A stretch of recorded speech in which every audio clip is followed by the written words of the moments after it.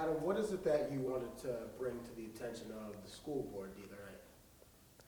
We want to bring up a really long problem that we've noticed inside the schools, and that is the fact that drugs have been increasingly more common to see inside with our peers and inside of our bathrooms and even sometimes even in our classrooms. We wanted to bring awareness to the public about like the rising drug issues inside of schools that's we felt kind of has been neglected for a while. Okay, and so you're saying there's a rising drug problem. When did you start to see that there was an issue? I saw it personally because I overheard someone asking if they could sell drugs to another person inside of a restroom. But I remember too, like you can smell it based off of your peers. You can smell it really anywhere, just even during passing periods. For me, it was something I've noticed during the entirety of last year, but I just didn't decide to act on it until during the summer. That's pretty interesting because summer, there's no school.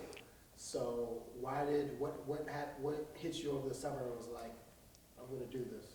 So I actually brought my friend Jake and we asked ourselves the question of how many students were actually on some kind of drug. And that's what really got us started down because I didn't actually believe the number in the report at first. But when we started to ask the police department and the school administration, especially when school began, talking to more and more people, we found a consensus around 40 to 60%. So you say 40 to 60%. Where did you get that number from necessarily? How did you, talk to me more about your research. We started this off empirically. So we went through a yearbook and Jake actually pointed out he used to be in that crowd. People that he knew smoked, vaped, or did some kind of drug. And then after that is when we went to talk to more people who were more familiar, more experts on the knowledge. We talked to the police department with the help of the SROs, and we asked them like what they think the number was. And they said they believed 40% was really close around the number, and they said that they know there's more, but 40% is a good number, like a good rough estimate. And then when we asked the school administration, to our utter shock, they said that yes, 40% is closer to this. And they believe that it's even higher for those who have tried some kind of drug about this too. We, of course, have done research outside of just asking ourselves there. We found out, again, from the police department that since 2021, a new drug has been entering the community called carfentanil. It's a, what's it called, a horse tranquilizer that is 10,000 times more powerful than that kind of fentanyl. And what scared me the most about this was the fact that 80 to 90% of drugs tested inside of the community is laced with some kind of fentanyl, including this carfentanil, which means that this kind of stuff is entering into our school. You got anything else to add? There could be more, but I'll let you go on with another question, sir. Okay.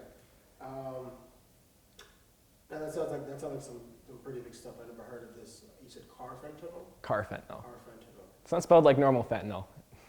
Sounds stronger. So it seems like the local authorities know about it. Have they personally said anything to you that they're gonna, hey, we're gonna crack down on this, or anything? Have you heard anything from them? Most of the disciplinary actions inside of the schools are not actually from the police department. It's purely on the administration to take care of it. And what we found out that there's a very lax enforcement rate.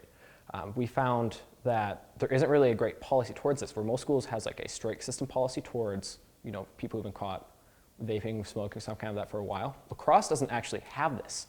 That's one thing outlined in our report, and one of our 5 solutions was to create a 3-strike policy, not really to punish students, but to make sure that they don't continue down this path, don't have that habit of taking drugs. So to answer that question too, like no, the police department can't really do so much.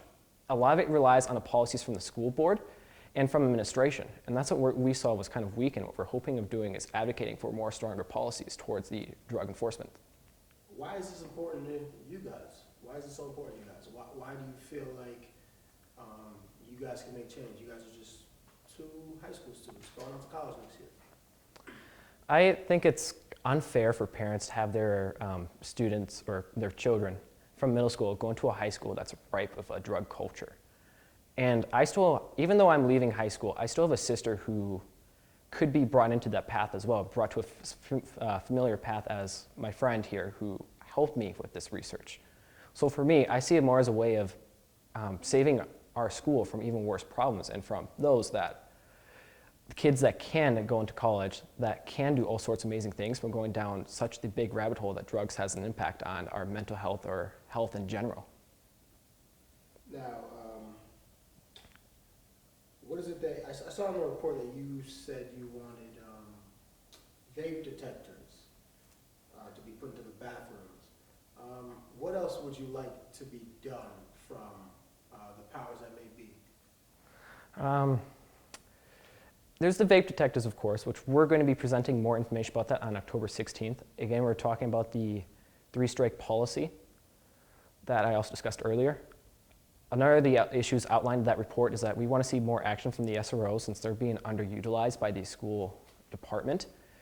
And that a lot of that's caused from their undercut, that when they were cutting 2 years ago from 5 to 3, which I actually had a say in that too. That's when I first got involved with this too. Another solution we have proposed, one thing I think we should add for policies too is that we have 5 proposed solutions inside of our report, but we're also open to hearing more from other people, especially parents that have children inside of this. As we present this to the school board, we want this to be a parent-led initiative, because that's ultimately how school boards respond when they know that parents need something for their children. One last solution we had outlined was for the administration to investigate where these drugs were coming from. Since these drugs are coming into the schools, it's their jurisdiction to find out if it was sold in school grounds, which in some cases they are, or if it came from elsewhere, in which we want the school administration to report on how many drugs are A, entering into school, and B, what the police department is doing to actively investigate these drugs. Okay, I know you spoke yesterday at the school board meeting. I know it's been a little over 24 hours. Have you heard anything back from anyone? Anyone call you, anything? We haven't heard anything back from the school board.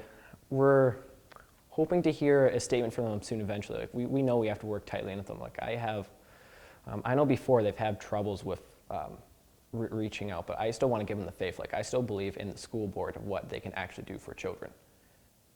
You know, your face and your voice could potentially be out there. Are you afraid of maybe some of your classmates? What's the word I'm looking for? I don't want to. I guess you could say bullying you, badgering you, bothering you about this, because people who do use drugs do love their drugs. So, are you afraid of anything that could happen, any type of retaliation? I've actually considered it, especially like the week before the report would hear, but it's something in which I thought, again, the community needs to know, where it only proves if I were to be attacked or bullied by them, this is a problem. And they've only got like a year of me left, so it's now or never.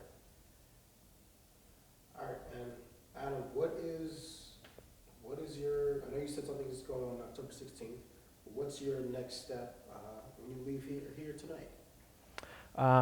We're hoping of getting a Q&A session set up with parents.